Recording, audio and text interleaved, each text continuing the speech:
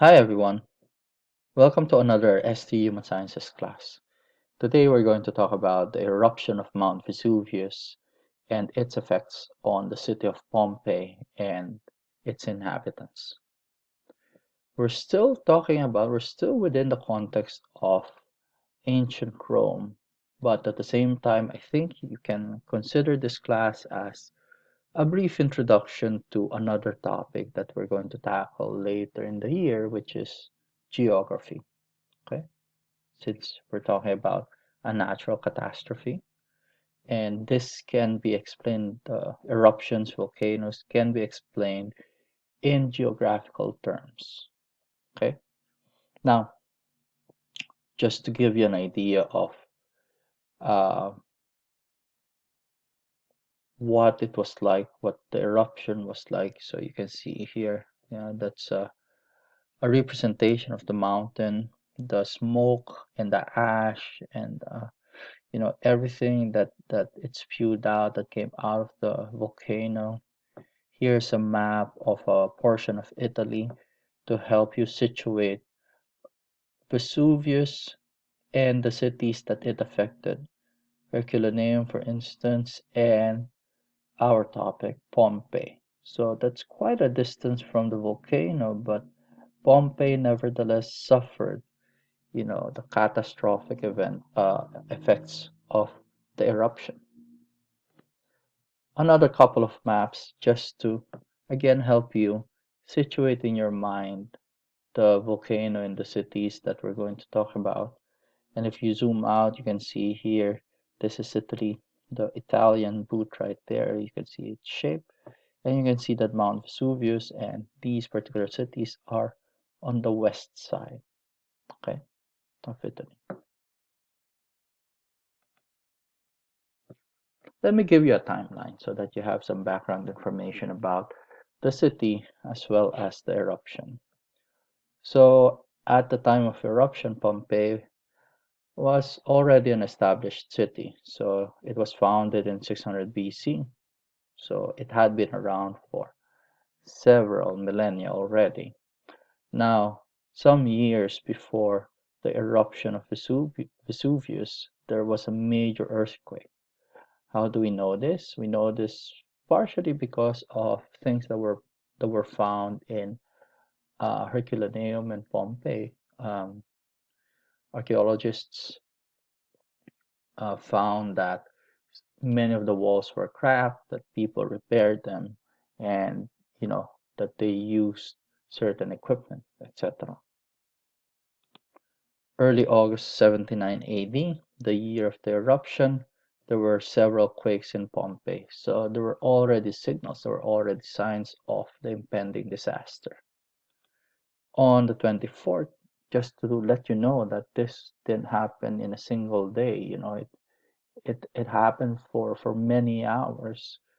So there was an explosion on this particular day, and then it would go on until the next one, until the next day. So by the 25th of August 79 AD, or Common Era, mud, volcanic mud, covered the city of Herculaneum, and also, ash and smoke would be released and would roll down and would cover Pompeii. So these two cities, Pompeii and Herculaneum, they were covered over by the stuff, spewed out by Mount Vesuvius. How do we know these things? We know these things thanks to scientists, thanks to archaeologists.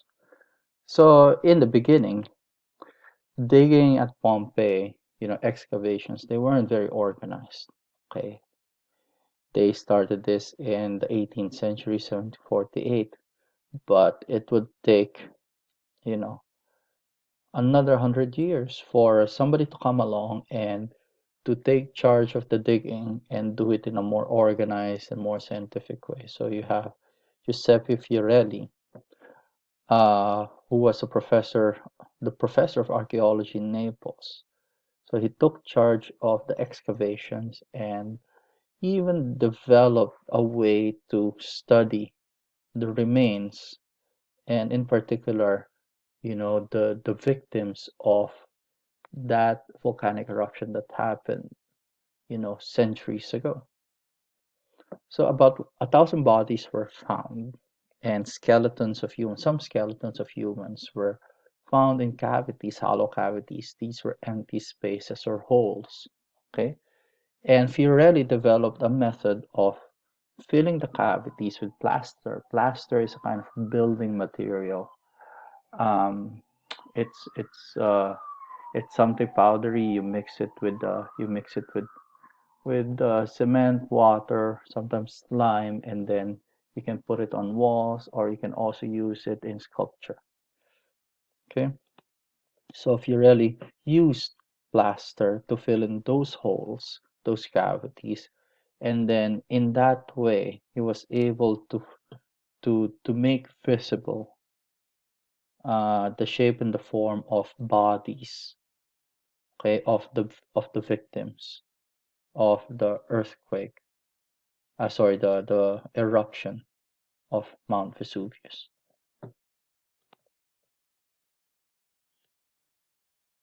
Now, let me just explain to you the method developed by Fiorelli in extracting those bodies, okay, giving them form and then being able to take them out of wherever it was that they were found. So imagine on the day of uh, the catastrophe. So you would have a dead body, and then it would be covered by ash and pumice. Pumice is volcanic rock, okay, totally covered over.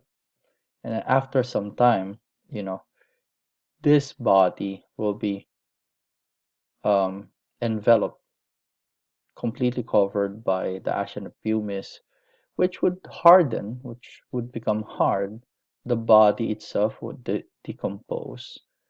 And then after many, many years, only skeletons or not even those would remain. So you would have a hollow space, okay? You would have an empty space within the hardened ash and pumice. Now, archaeologists like Fiorelli, they found the bodies. As you can see here, this is a good example. They located them, and what they did was to pour plaster into the cavity, into the empty space there. The plaster hardened, and then the archaeologists extracted the body from its location, and they would remove the ash and the pumice that caked, that hardened, and they would have the form of the human being, of the victim of the eruption. Okay, the basically that's the process. That's how they did it. Now, before we go further, let me just go over some words with you, because some of these words you will encounter in the reading, okay, and some of these words will be used repeatedly in our discussions of Pompeii and Mount Vesuvius. I already said pumice, that refers to a light and porous meaning it had many holes, volcanic rock. So that can also be turned into powder, like disintegrate into smaller pieces. Plaster, that's a material that's used for building or sculpture. Okay, mixture of sand and cement for spreading on walls and ceilings. That could be for building, that could be for decoration. Okay, umbrella pine, that refers to a kind of tree. We'll talk about that when we talk about Pliny the Younger later. Thrust is to push, okay, with force. A blast is an explosion. Borne, that's the past tense of bear. That means to carry. Something that was borne was carried. Blotched, that means that it's spotted, so it would have light and dark spots. And subside means something subsides, something decreases, something calms down. Okay, something is reduced. Now, at this point, I would like to turn to the Pliny's. One of them, at least, was a witness, an actual contemporary witness to the eruption of Mount Vesuvius. So you have Pliny the Elder, who was one of the bosses in the Roman navy, and he sailed across from the Bay of Misenum here, okay, and unfortunately he died during the eruption. But he had his nephew, Pliny the Younger, and this Pliny the Younger wrote letters to Tacitus. Tacitus was a Roman historian, an important figure as well, and Pliny the Younger described what he saw from Misenum, okay, what he witnessed. And so you can imagine, even though he was far away, the volcano was quite visible. Okay, this was a big event and a memorable one. That's why Pliny the Younger wrote about it to Tacitus. Let's just look at the text. Okay, that this is an extract from Pliny the Younger's letter or letters to Tacitus.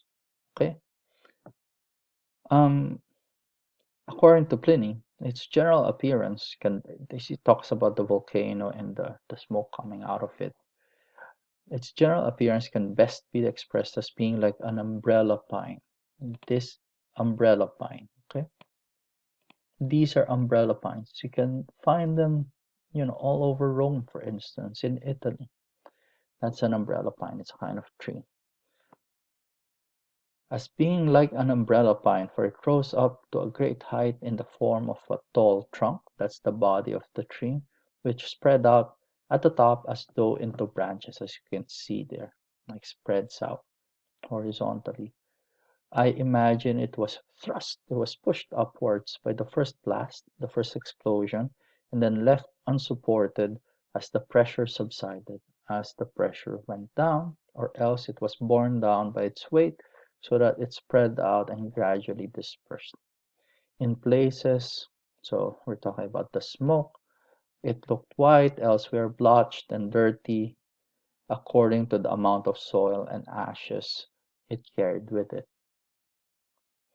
And in another letter, Pliny the Younger says, soon afterwards the clouds sank down to earth and covered the sea. So you can imagine smoke coming out of the volcano and then rolling down the slope of the volcano and spreading out. Okay, if you go back, for instance, to a map, Vesuvius erupting, mud sliding down to Herculaneum, and then the smoke and the ash and the pumice rolling down and reaching a city as far away as Pompeii, like Pompeii.